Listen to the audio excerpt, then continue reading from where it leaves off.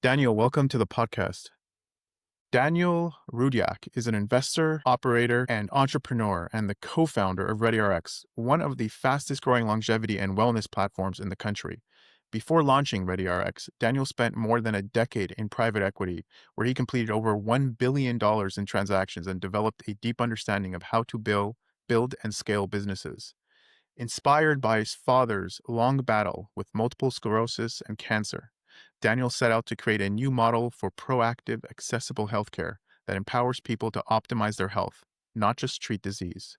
Today, ReadyRx is transforming the way patients approach longevity medicine through treatments like NAD+, Sirmorelin, and GLP-1 therapy. Beyond ReadyRx, Daniel advises and invests in companies across finance, health tech, and consumer innovation.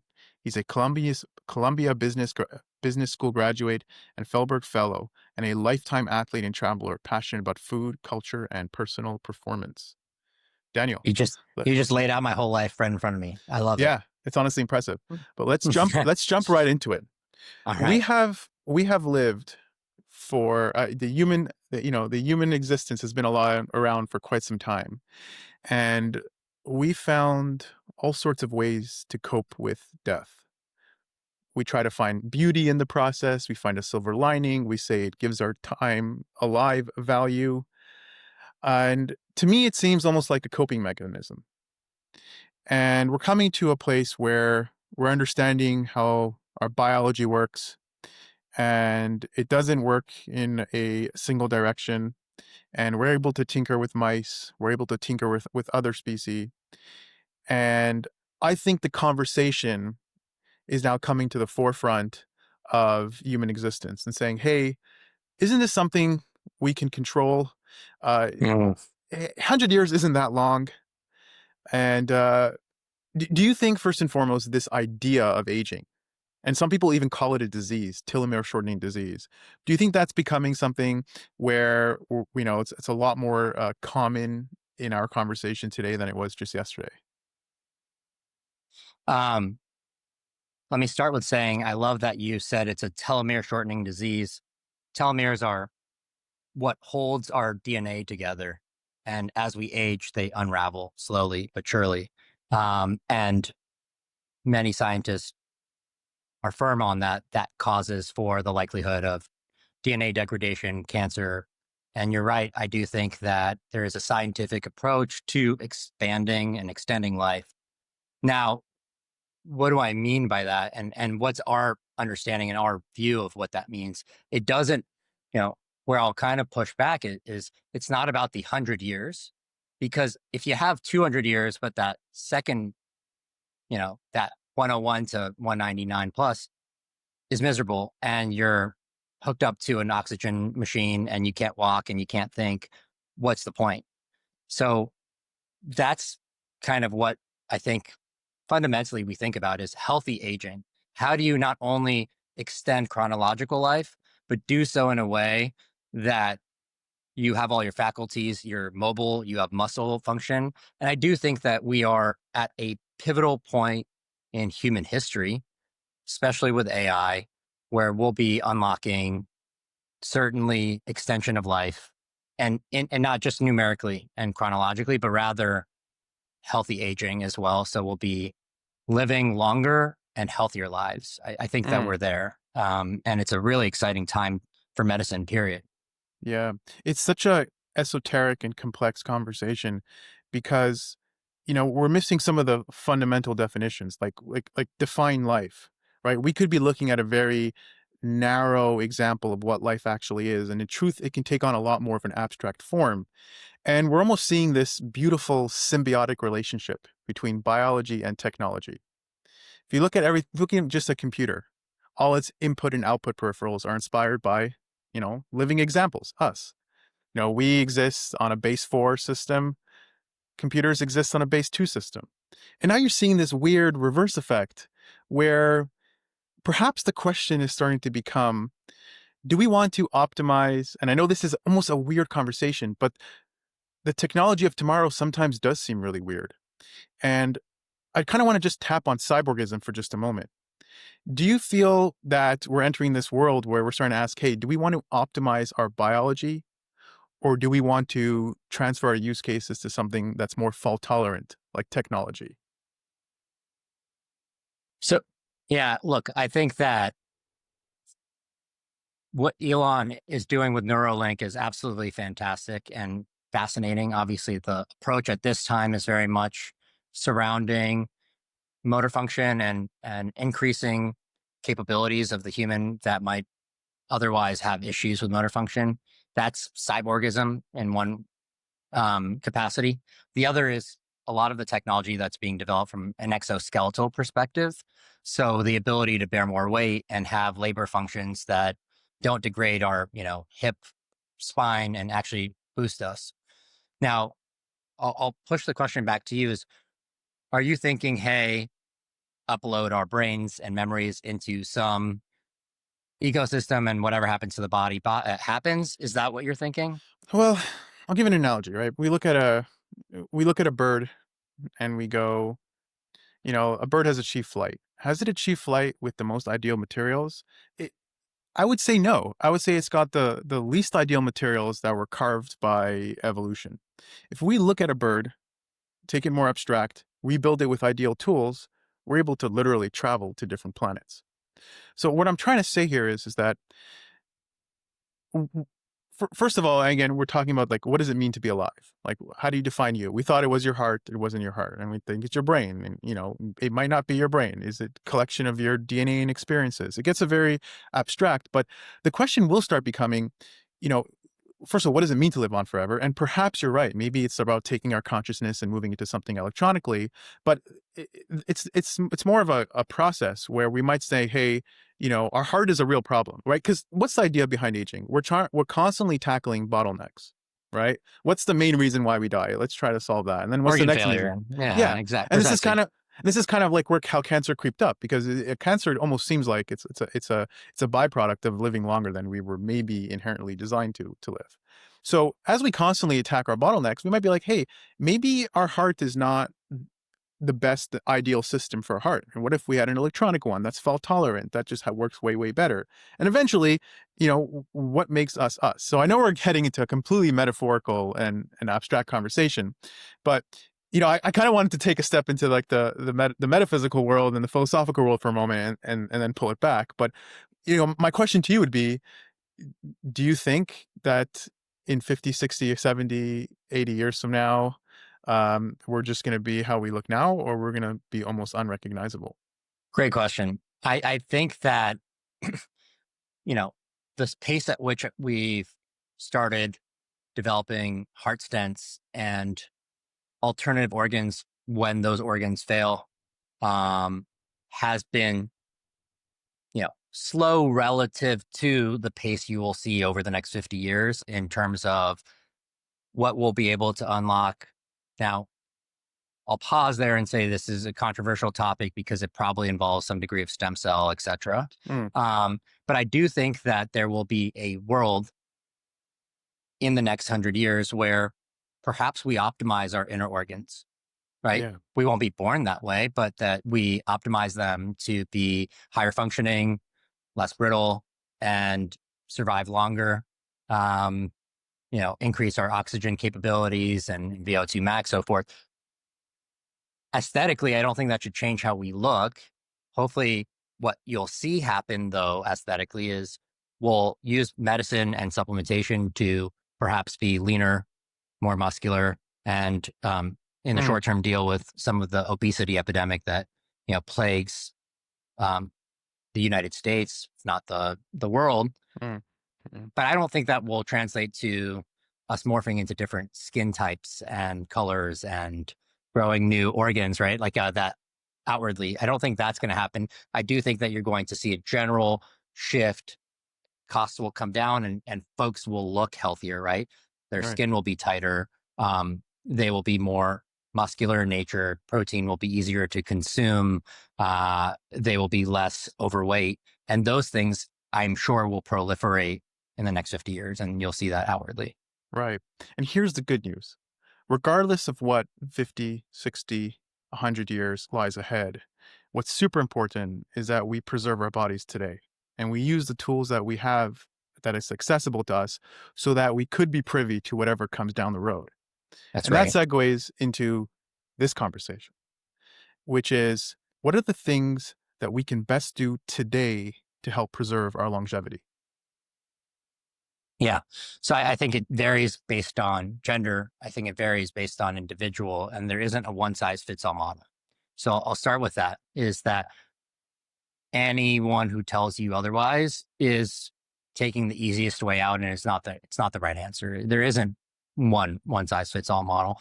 And I think that it's very personal. There are best practices that you can follow, and we'll get into that. But I do think this is very personal, and seeing a PCP, getting your labs done every year helps inform how to tailor things specifically to you and for your needs. Hmm. With that said, there are some things that are just fundamental facts. Example, um, you mentioned telomeres, so I'll tap into NAD plus as an example. In your mid age, we effectively degrade our NAD plus levels to about half of what we have in our young age. NAD plus is a coenzyme that naturally occurs in your body, and it helps not only with telomeres and mitochondrial function and the creation of ATP, which is energy.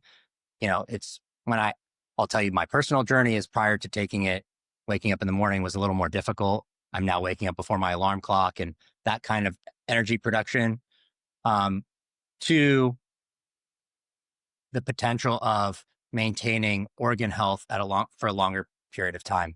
So as it degrades, so too does the key source of energy and your organ health. So there are kind of one size best practice things that you can do from a supplementation perspective to help enable you live a longer, healthier life. I urge everyone to learn as much as they possibly can about themselves through labs and having routine Yeah. checkups. That will help us live longer, healthier lives, but start thinking about it in a proactive way where, I think that our healthcare system and my experience has been you're sick, here's an antibiotic for that, as opposed to wearables, trackables. I'm proactively interested in my labs and my chemistry to understand where I'm deficient and what I can Mm. optimize for. Yeah, Daniel, well said. Just a quick question on NAD. So you need to get NAD within the cytoplasm of the cell, right? Now, the jury's still out, but what's your opinion on using something like NMN or NAD? Because even just taking NAD, if your body breaks it down and its constituents can enter throughout the cell, that's great that your cells need NAD, but maybe taking NAD is not going to get it there. So, what's your opinion on what's the best way you recommend to get that where it needs to be? Yeah. And there's a reason why at Ready we don't offer any of the modalities that you just described. So we'll kind of take it one or two amino chains backwards, which is NM, NMN, NR. And so what is that? These are precursors to NAD plus. And so some folks suggest that if you take those medication or those supplements orally, you may naturally promote production of NAD plus. That is a very questionable you may, and certainly, you know, not a protocol that we follow, and Hmm. very, very questionable about its efficacy. NAD plus itself, to your point, is a very large molecule. You can't take it orally. You can't take it orally liposomally, and your body just can't metabolize it. It doesn't work. So the real best modality to actually receive the benefits of the supplementation are intravenously, Hmm. IV, or injection. We only offer injection and nasal. I'll say what the two differences are. Um, Injection, certainly whole systemic benefits, and you see that across your body and organs. It is pretty life changing Hmm. for thousands and thousands of our customers, for ourselves, for our team, without a doubt. My wife, for example, she takes it nasally, and that's because she's not as comfortable with small insulin needles, and that helps locally protect the brain and helps through the mucal membrane minimize Alzheimer's and protect the brain for key localized benefits, but is not a whole system wide approach, which is what we certainly push for and advise for folks that are interested in NAD plus supplementation. Mm. Have you done an IV or tried this, subcutaneously at all? Yeah, I certainly have. I mean, and I What do was your quite a bit. experience? So just taking a quick step back here, uh, I first want to talk about the two schools of thought. Now, there's people say, hey, they want to live longer, they want to live a healthier life, but that can be interpreted in various different ways. You can look at certain places in the world where you see centenarians, people living for a very long time. Then you can go to your Mm, local gym and you see bodybuilders that are huge. So there's these two conversations of health span, lifespan. mhm. I particularly am quite focused on lifespan. So I fast 20 hours a day. I do a whole Same. bunch of stuff for my hair, for my aging, for my skin.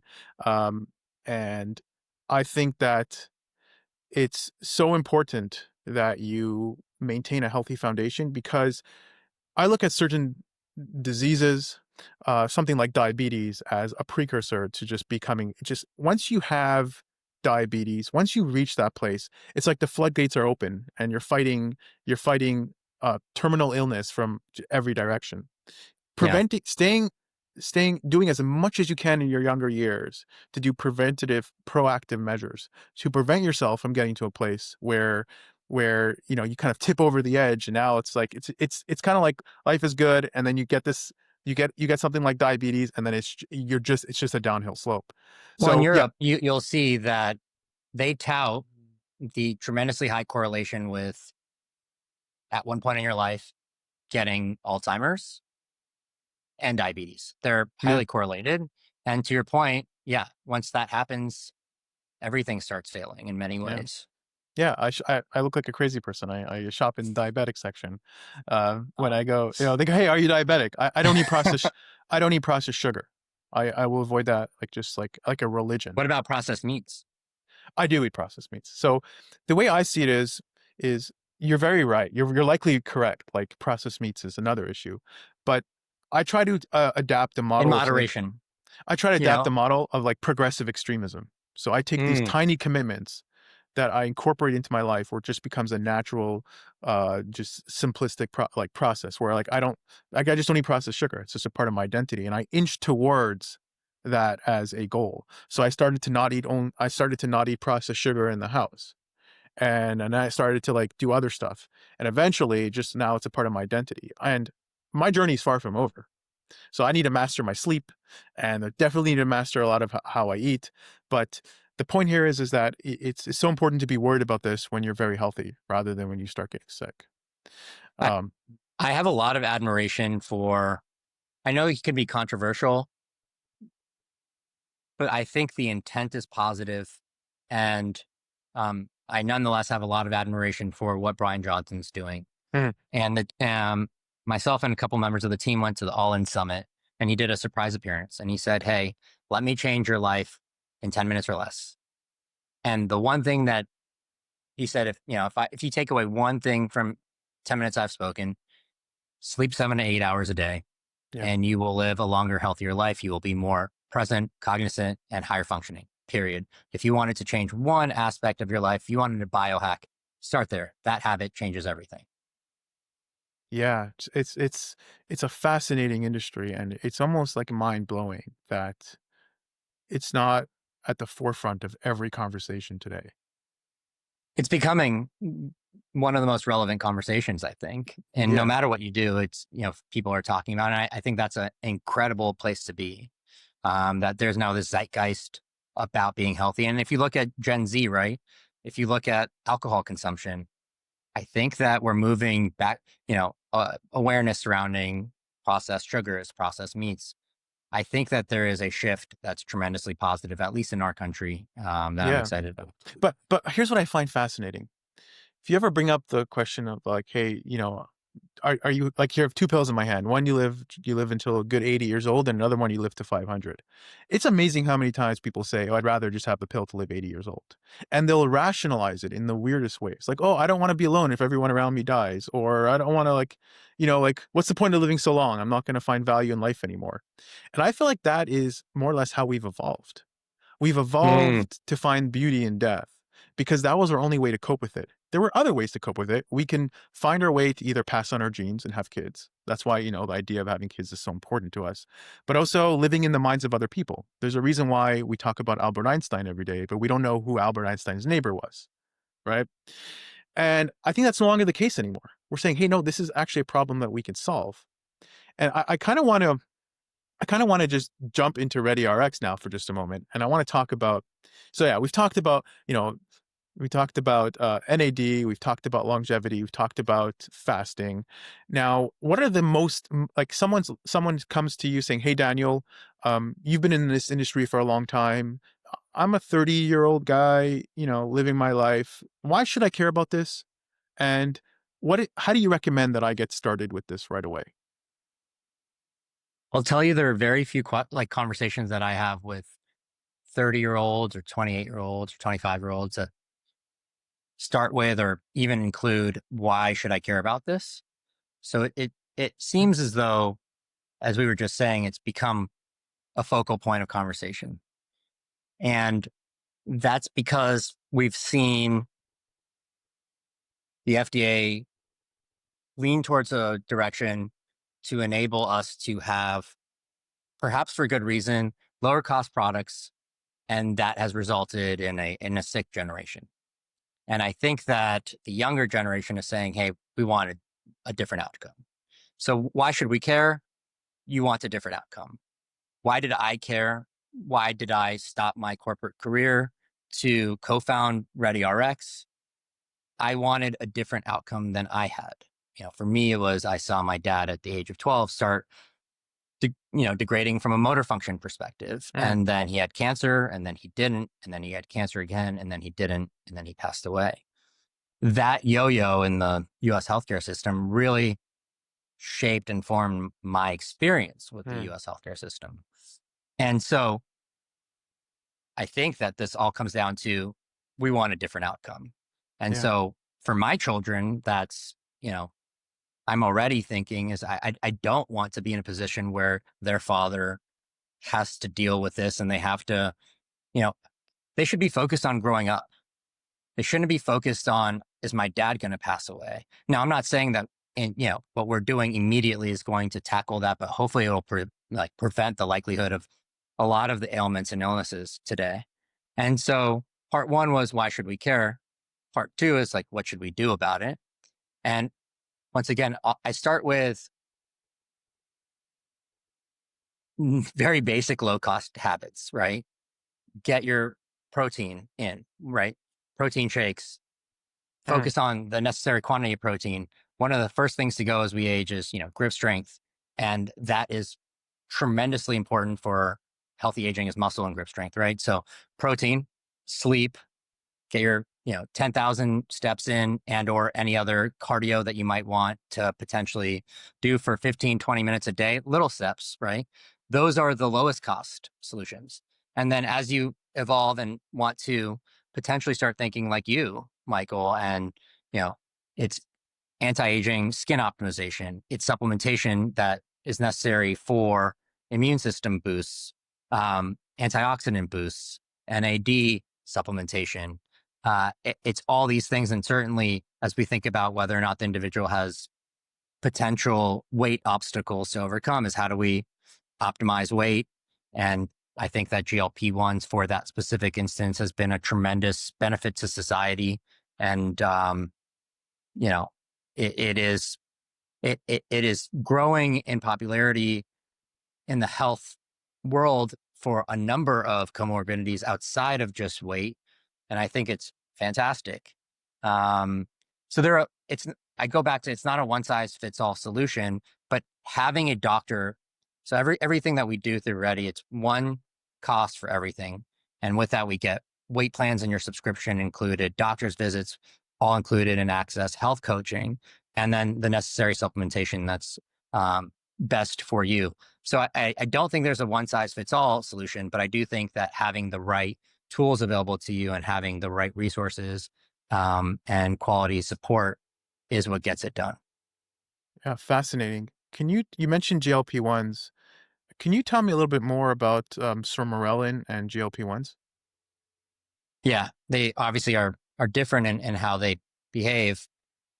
GLP-1s bind to receptors in the brain essentially that feed noise.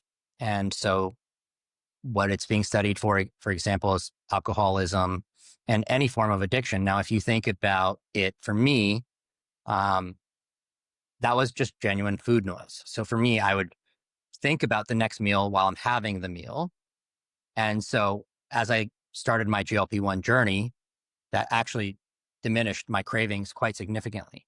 And so that's in many ways the foundation where you start. It also works by making you feel full longer. And so you're eating smaller, more appropriate portions, where I think we've all grown up with extremely large portions without, if you go to Europe versus the United States, eating habits are quite different. Yeah. So that's how GLP-1 works. It also, helps stimulate insulin, and really is a good metabolic control mechanism. Sermorelin is significantly different, and many people take it in conjunction. What happens oftentimes when you lose weight is you lose it indiscriminately. What does that mean? It means that you're not only losing fat, you're also losing muscle. So for anyone on a GLP-1 journey or a weight loss journey of any sort, most important thing is focus on muscle retention, hydrate, and really, really, really focus on the quantity of protein that you take and eat. With that said, Sermorelin is a growth hormone mimicking like peptide that naturally stimulates growth hormone production. So when the majority of the population hears growth hormone, they think testosterone or steroids, which is not that. Okay. So our bodies naturally have growth hormone. It declines as we age and is responsible for recovery, muscle retention, recomposition of the body from visceral fat to muscle, as well as deep sleep. So these therapies are done often in conjunction, and certainly see a lot more folks looking for and needing Sermorelin therapy when they hit that 40-year age range or greater. Because once again, healthy aging, what does that mean? It means muscle retention, muscle growth, and the ability to maintain mobility and grip strength and deeper sleep. So that's how that Sermorelin functions relative to GLP-1. Yeah, I love how you mentioned grip strength because I think that's one of the best ways to determine aging. We use stuff like biological clocks and, oh, like I've been taking these treatments and my biological clock says I'm 19, but I'm really 50. And I'm like, you don't look 19. But I think grip strength is definitely one of the best ways to determine how you're aging. I think that epigenetic age concept, firstly, if you take, three companies offering it, what you will see, I think it's a cool concept, Yes, right? it's And information, and that's great.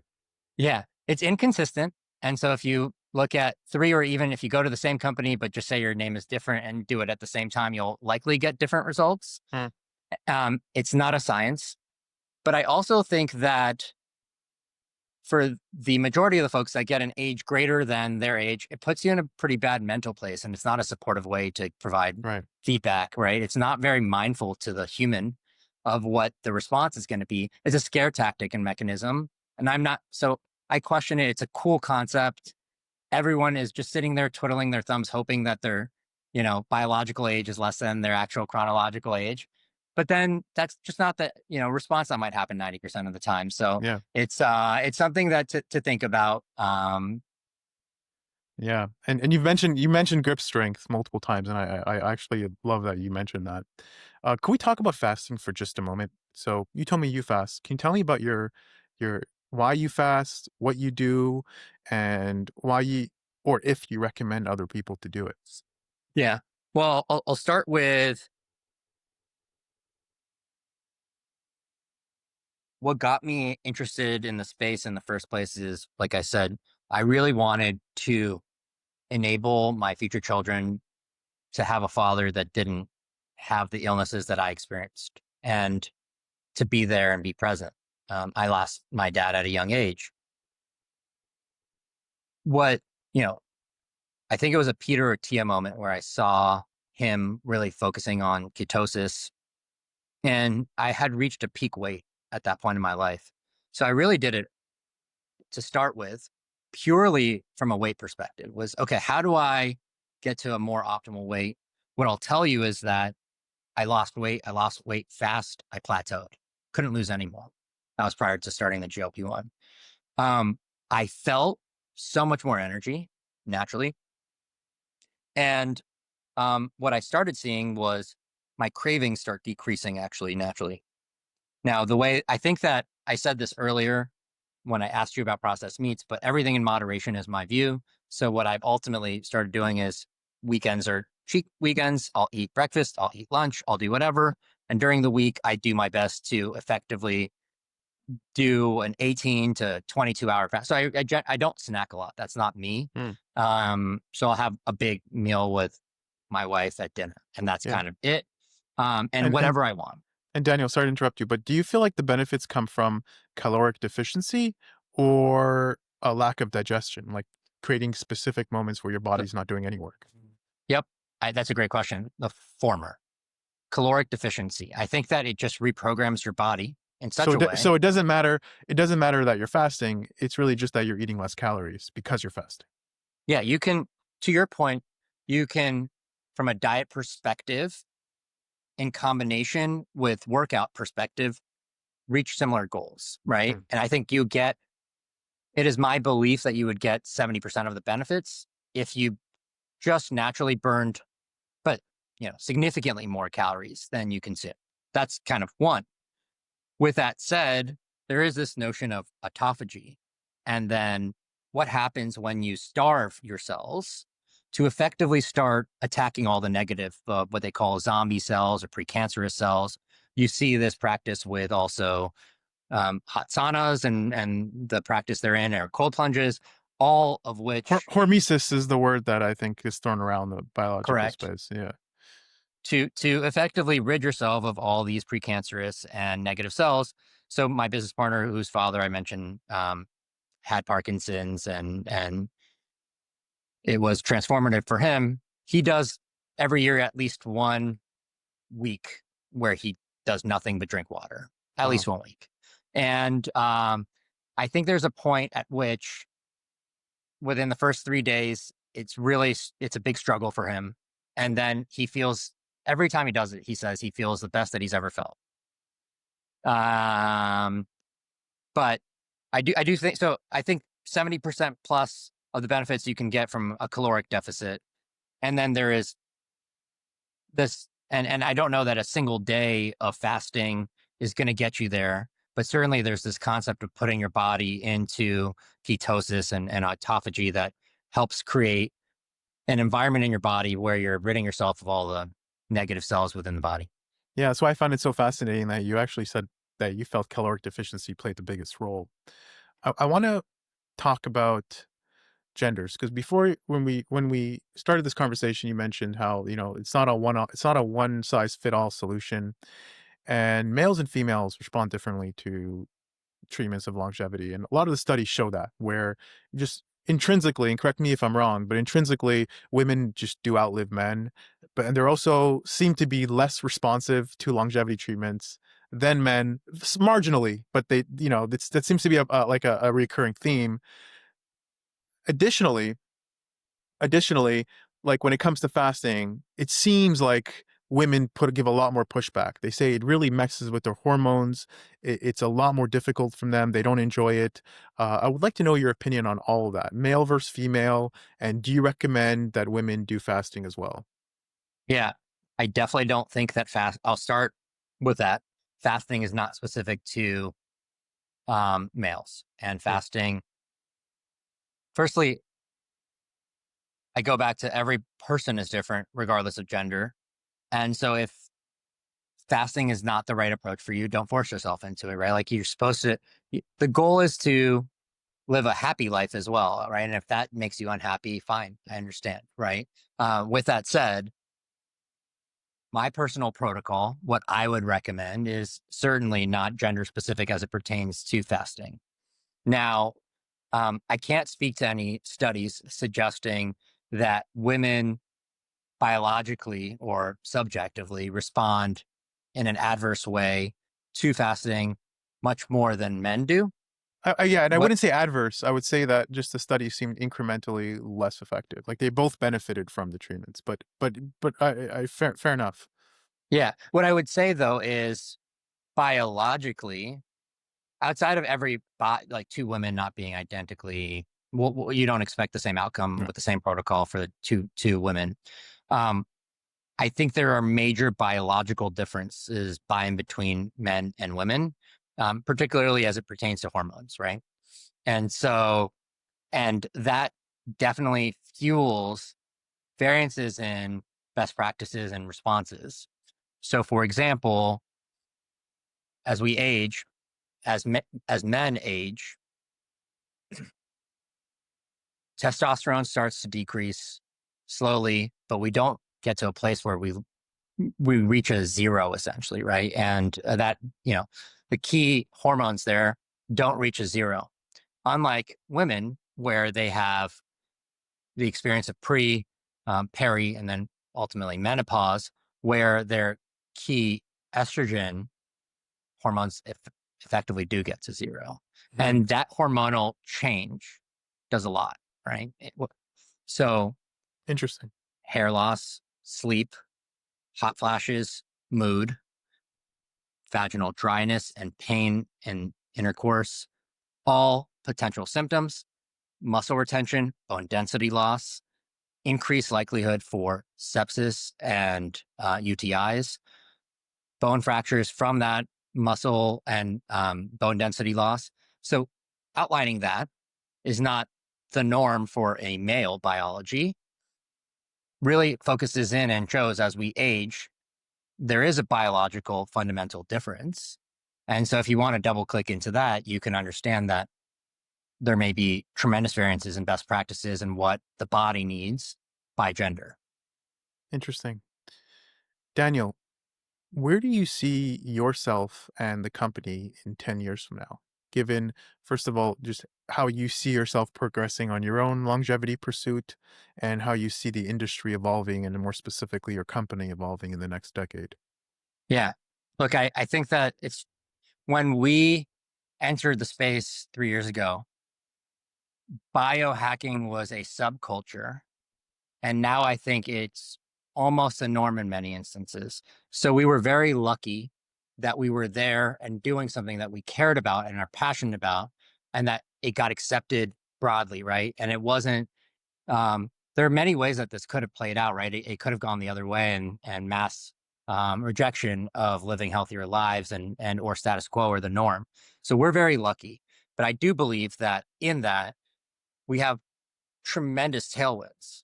Um, Adoption increases. And 10 years down the line, I can't tell you 2 years down the line because of AI. What we would like to do is personalize treatments very, very specifically through blood tests to help minimize the likelihood of any type of cancer and have um, Right. effectively vaccines for folks. And is that a possibility in 10 years at the rate that we're moving and medical and technological unlock? It's anyone's guess, but it's more likely than not. Yeah. We want to be there to provide a democratized low cost solution that's supportive, right? Once again, y- y- we're these are people. This is me, this is you, and this doesn't need to feel so isolated. You're not alone in this, right? So I think the biggest thing is that we want doctors involved, data involved, reinforcement of best practices and using your information and helping you unlock better habits, and doing this in a cost effective way where you feel supported as well throughout the entire journey. That's what our mission is, right? That's what we're trying to accomplish. And, we're going to do everything that we can to stay with cutting edge technologies, cutting edge supplementation and personalization, but doing all of that while making it very, very personalized, making it very supportive, and being there for our customers, our patients, and making them know that this is available to them. We're doing everything we can to make it as cost effective and done in a scientific way. Daniel, how can people get in touch with you? Well, first of all, from a ReadyRx perspective, it's just readyrx.com. It's that simple.